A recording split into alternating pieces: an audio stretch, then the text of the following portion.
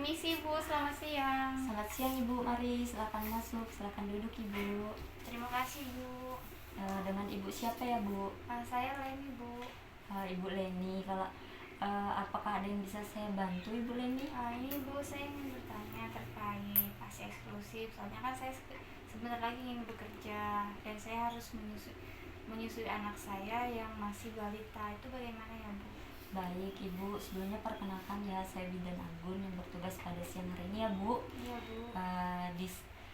Di sini saya akan menjelaskan tentang ASI eksklusif ya Bu. Nah, tujuannya ini untuk memberi informasi pada Ibu tentang ASI eksklusif selama Ibu bekerja ya Bu. Kemudian prosedur dan tindakan itu saya akan memberitahu Ibu tentang penerapan ASI eksklusif selama Ibu bekerja. Saya harap Ibu mendengarkan informasi yang saya berikan nanti ya Bu. Iya Bu. Baik. Sebelumnya apakah Ibu sudah pernah mendengarkan tentang ASI eksklusif Bu? Belum pernah Bu. Belum pernah ya Bu. Baik. Tadi Ibu merasa bingung untuk cara memberikan ASI kepada anak Ibu ya Bu. Nah, di sini saya akan menjelaskan apa itu ASI eksklusif ya Bu. ASI eksklusif itu adalah ASI yang diberikan kepada bayi dari umur 0 sampai 6 bulan ya Bu. Ya, Nah, di sini juga ASI eksklusif itu mempunyai manfaat. Manfaatnya yaitu sebagai nutrisi, kemudian sebagai daya tahan tubuh, kemudian menciptakan generasi pembaharu bangsa yang berkualitas. Dan ASI eksklusif ini juga manfaatnya untuk meningkatkan jalinan kasih sayang ya Bu. Nah, kemudian ASI eksklusif ini memiliki zat kekebalan yaitu ada di sini ada faktor lipidus, kemudian laktoferin dan anti alergi. Nah, untuk faktor lipidus itu mendukung proses perkembangan bakteri yang menguntungkan dalam usus bayi ya Bu. Iya Bu. Untuk mencegah, ini dia juga untuk mencegah pertumbuhan bakteri yang kemudian meningkatkan kalau laktoferin itu untuk meningkatkan zat besi dalam ASI sehingga zat besi tidak digunakan oleh bakteri patogen untuk pertumbuhannya. Nah, kemudian di sini juga ada zat kekebalan ini, dia mengandung zat antivirus polio. Nah, ASI eksklusif ini juga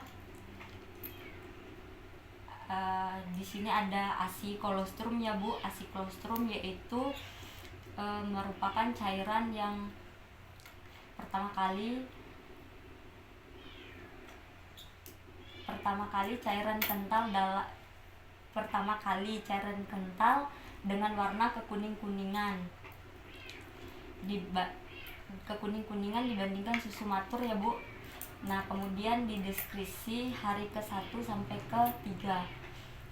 Bila dipanaskan akan menggumpal, sedangkan ASI matur tidak. Kemudian ASI kolostrum ini juga merupakan pencahar yang ideal untuk membersihkan usus bayi yang baru lahir dan mempersiapkan saluran pencernaan makanan bayi bagi makanan yang akan datang nanti. Kemudian lebih banyak mengandung karbohidrat, protein, mineral, antibodi memberikan perlindungan bagi bayi ya Bu, itu sampai umur 6 bulan nanti.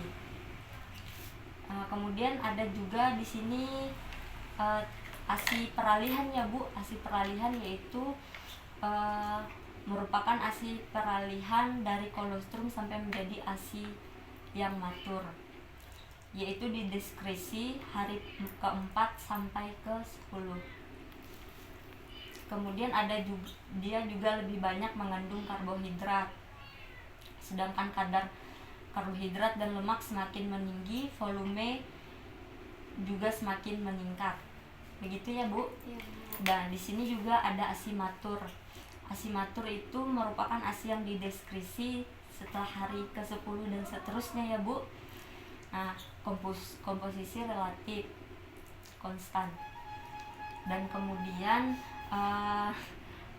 ASI matur ini itu merupakan cairan berwarna putih kekuningan yang diakibatkan warna dari cairan riboflavin dan karoten. Nah, dia juga tidak menggumpal jika dipanaskan. Kemudian tidak antimikrobial, faktor antara antibodi atau kekebalan terhadap infeksi ya, Bu, protein, hormon-hormon dari lainnya. Nah, kemudian di sini saya akan menjelaskan cara-cara untuk ibu memperbanyak produksi ASI ibu ya, Bu, yaitu yang pertama itu bayi menyusu semau bayi atau sampai payudara ibu kosong ya, Bu. Kemudian jika ibu ingin menyusui bayi, bangunkan bayi, buka baju atau bedongnya, kemudian duduklah selama menyusui. Pastikan bayi ibu menyusu dengan posisi yang baik ya, Bu, atau menempel pada ibu. Nah, dan bayi ibu menelan aktif. Nah, kemudian susui bayi di tempat yang tenang, nyaman, dan minumlah setiap kali ibu menyusui. Kemudian ibu perlu meningkatkan istirahat dan banyak minum ya, Bu. Nah, di sini ada dua cara pemerahan ASI ya, Bu. Yang pertama itu ibu bisa mengeluarkan ASI ibu dengan tangan. Kemudian yang kedua itu ibu bisa dengan mengeluarkan ASI ibu dengan pompa ASI yang bisa disterilkan ya, Bu. Nah, kemudian ada tiga cara penyimpanan ASI juga, yaitu yang pertama di udara terbuka atau bebas ya, Bu, yaitu maksimal suhunya itu 25 derajat Celcius, yaitu dia bisa bertahan 6-8 jam. Kemudian ibu bisa menyimpan di lemari es dengan suhu 4 derajat Celcius, itu dia bisa bertahan 24 jam ya, Bu. Kemudian yang ketiga itu ibu bisa menyimpan ASI ibu di lemari pendingin atau freezer, yaitu dengan suhu lebih dari 18 derajat. Itu ASI ibu bisa bertahan 3-6 bulan. Nah, jika ibu ingin memberikan ASI kepada bayi ibu dalam keadaan beku, maka pindahkanlah dahulu ASI ibu ke kulkas yang berisi seperti sayur-sayurnya, Bu, yang di bawah.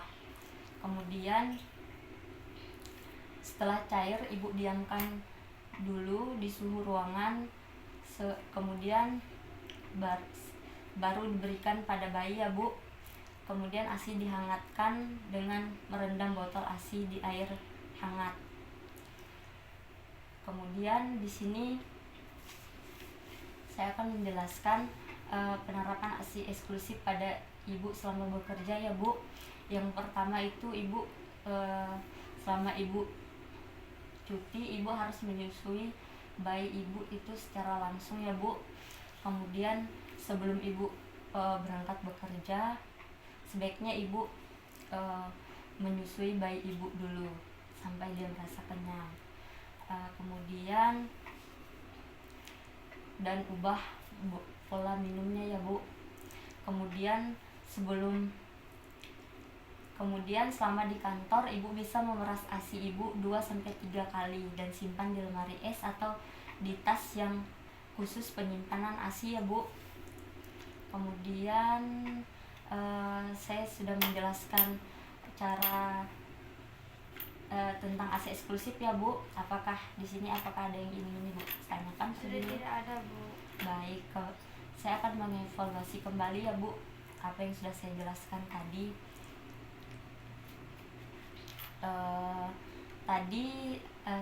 Jika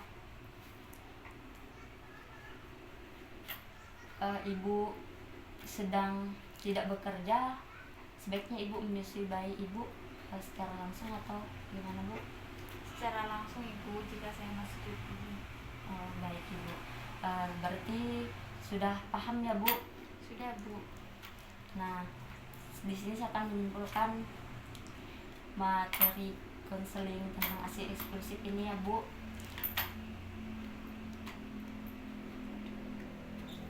Nah, ASI eksklusif ini ibu sebaiknya memang harus memberikan ASI eksklusif kepada bayi ibu. Dan kalau bisa ibu memberikan ASI eksklusif itu sampai bayi ibu berumur 6 bulan ya Bu. Iya Bu. Dan jangan diberi susu formula. Nah, saya rasa penjelasan saya cukup sekian Bu. Kalau ibu sudah mengerti, saya akhiri penjelasan saya. Selamat siang, terima kasih atas kunjungannya ya Bu. Terima kasih Bu. Selamat siang.